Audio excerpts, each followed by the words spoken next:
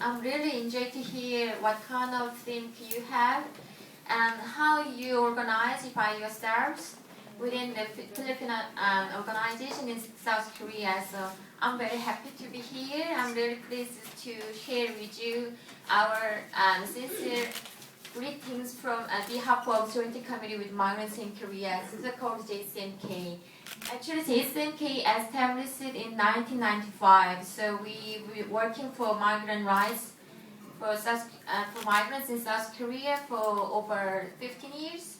And we've struggled for the changing policies a lot.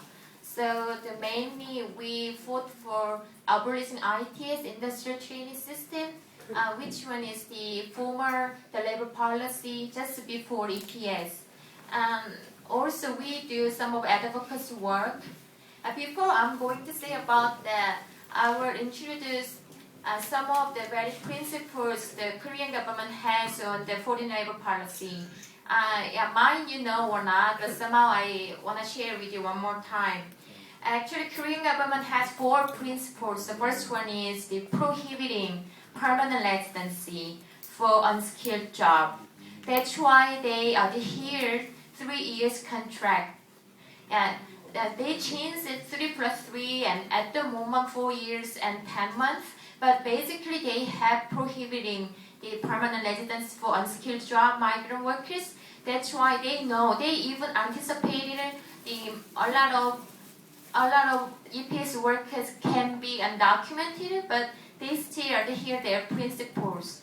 And the second one is that the EPS should be bilateral agreement because we wanna the NGOs urge the Korean government for guaranteeing transparency. So high cost of the recruitment fee makes you difficult. So that's why we urge Korean government for guaranteeing transparency. So they keep as a principles bilateral agreement.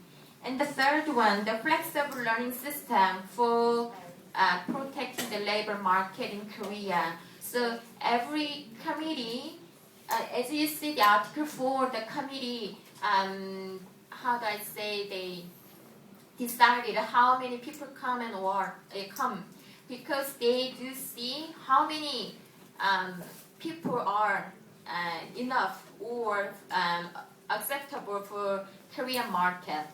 That's why that is the third one. So they wanna protect the national labor market.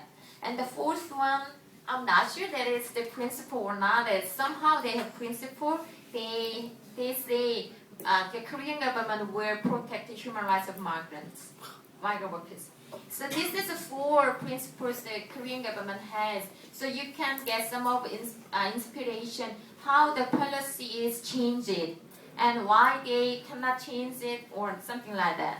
The first of all, and after that, I will give you some more points.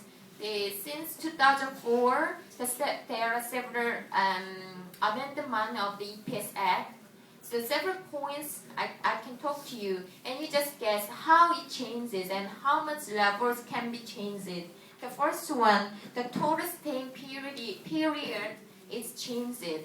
At first, Korean government say we only guarantee for 3 years, but after that they changed 3+3, and after that, finally after all, at the moment 4 years and 10 months. Why? The employers, the actually they lobby the government because they need your work, your skilled work and your fluent Korean language, and so they lobby the Korean government. So Korean government changes their job, but as I say, they have principle prohibiting the permanent residency. So that's why you just hear the very ridiculous the article, the E92 Act 2.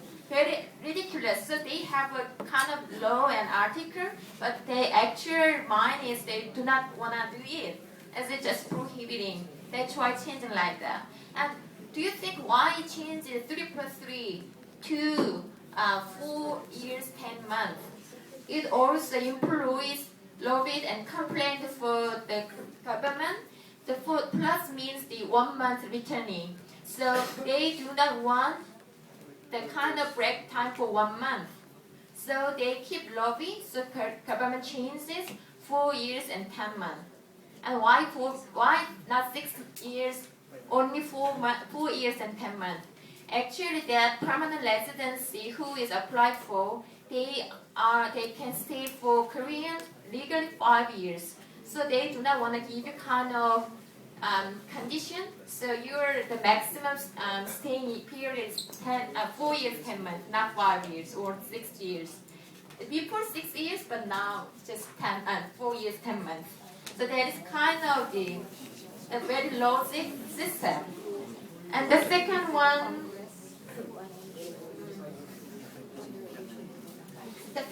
is that you feel just like, you cannot feel like very big changing, but somehow it changes that your working place changes time.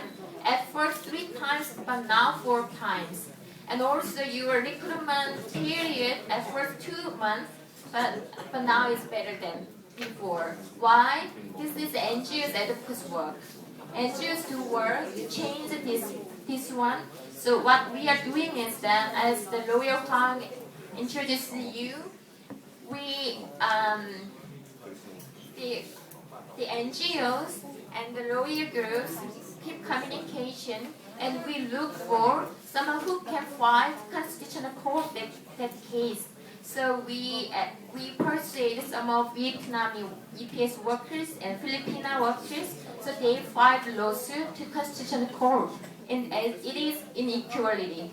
Because Korean workers freely change their working places, but you are migrant workers, you cannot change your working place. It's not equal. So they filed the lawsuit. So it is kind of the common-based work and collaborative work.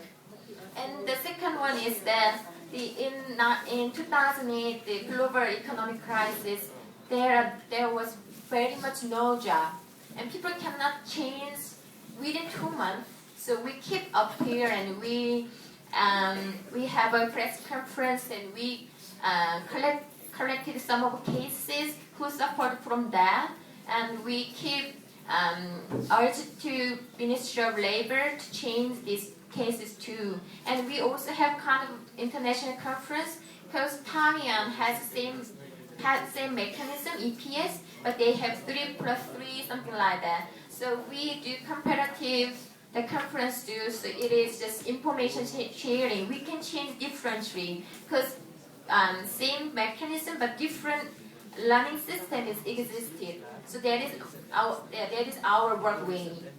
And the third one,